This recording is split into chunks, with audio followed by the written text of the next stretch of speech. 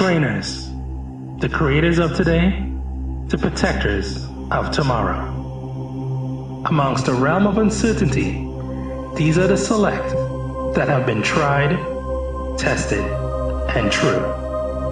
Watch, then ask of yourself, do I train or still need to be trained?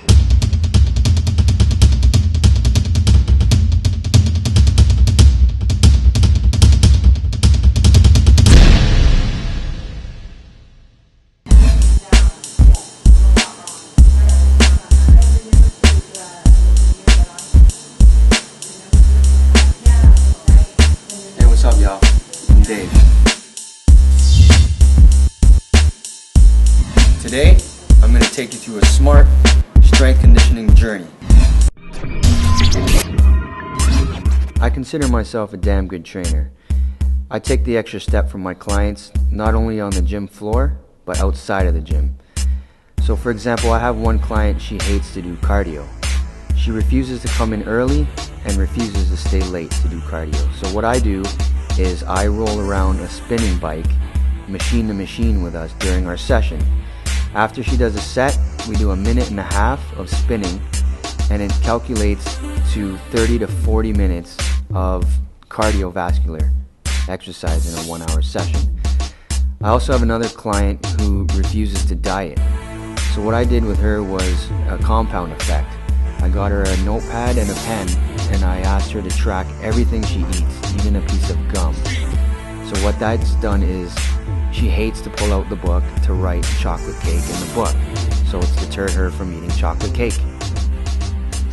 So when you go the extra mile and take the extra steps for your clients, it shows that you care, and it'll keep your clients motivated. And in the end, we'll all be happy.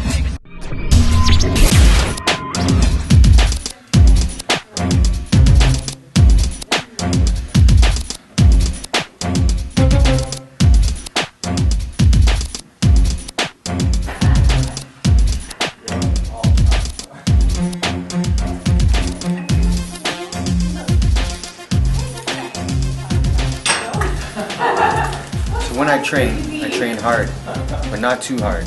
Now a lot of people, they need to know the fine line between the two. Okay, you know, trainers, I can only speak from a client point of view, but we want our asses kicked, pretty much. That's what we want. We're not gonna do it ourselves. That's why we need you guys to push us and get us to the road of you know, new results, you know, to reshape my body and reshape my life. I think that's so key. So knowledge is first. Knowledge is power, for sure. So the difference between training too hard and going hard is a matter of physical capability and tolerance.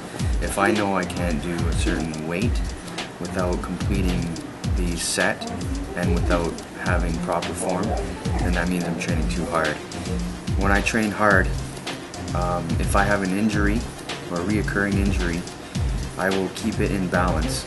Now, somebody with an injury that's strength training that injury, that's training too hard, is leaving themselves wide open to having that injury come back, or even opening themselves up to new injuries. So the key to knowing if you're training too hard or going hard is basically just making sure you have the following. If you can complete your sets in full and complete the sets with proper technique and form, and you can get proper stretching in between the sets, then you've trained hard enough. So today I'm going to be showing you guys what I call wings. Some of you may know it as the Arnold press, because some believe Arnold Schwarzenegger himself developed this exercise. I like to call them wings.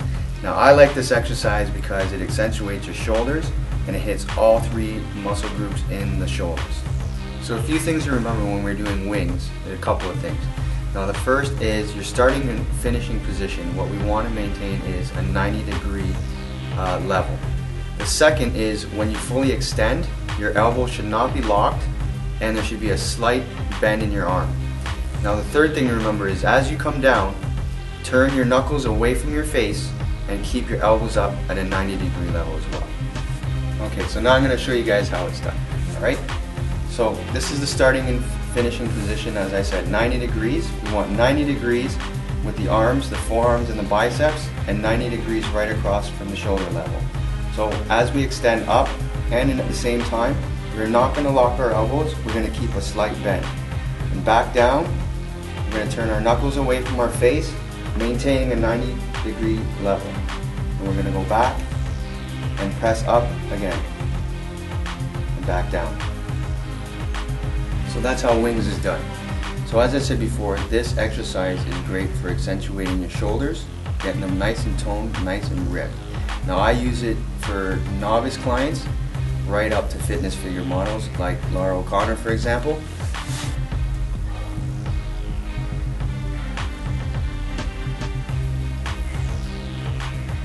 So as you can see, there's a 90-degree level throughout the entire exercise. Now the main thing with the 90 degrees is we want to protect the rotator cuff. But as you can see, when she comes up top, slight bend in the elbows, not locking, comes down 90 degrees, knuckles away, elbows are 90 degrees. Nice pace, beautiful shoulders. Okay, beautiful. So now what we're going to do is we're going to jump into a superset that I've created that will bring this exercise to a whole new crazy level. But if you want to see more of this exercise, you got to come and see me. Wait, cut.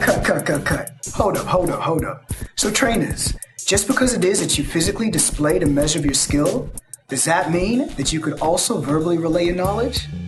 Let's see what it is you really know. Good afternoon, viewers. I'm Amelia, and welcome to another segment of Now You Know. Trying to keep up with all the latest ways to make it burn or increase that pump? Well, you're not the only one. 32-year-old Brian asks, I was in the gym last week and two trainers were in the locker room arguing with each other about supersetting. Neither with valid points that helped me. I currently work on my upper body one day and lower body another, but I was thinking of supersetting to cut out more. You have any tips for me? Well, let's speak to our fitness correspondent Dave and see what he knows. Dave? Supersetting is moving from one exercise directly into another exercise without resting in between the two exercises. It should be utilized when implementing a fat loss regime. It should not be the main basis of a fat loss program. However, supersetting has many benefits when implemented properly. Supersetting is the best utilized when two opposing body parts are trained, for example, chest and back, or biceps and triceps.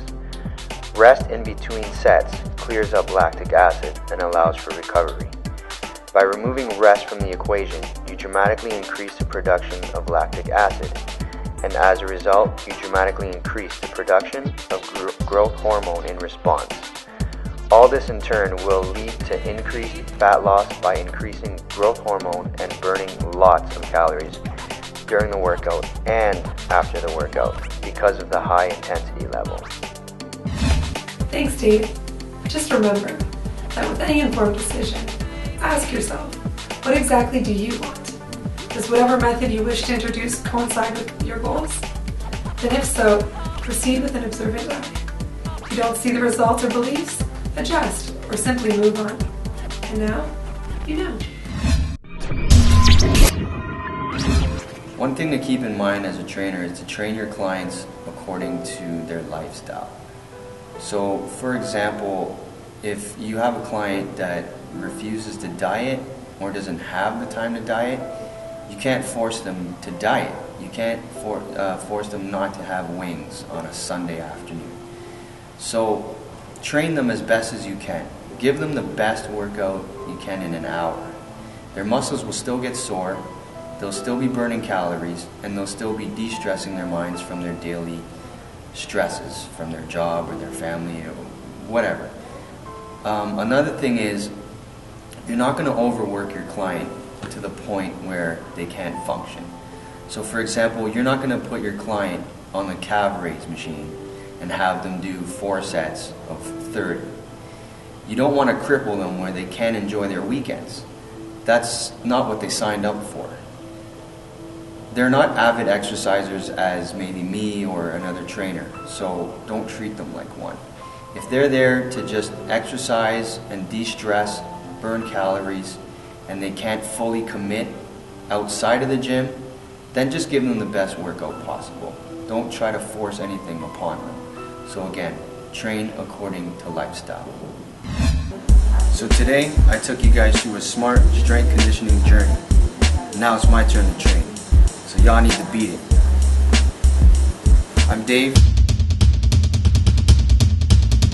and I train.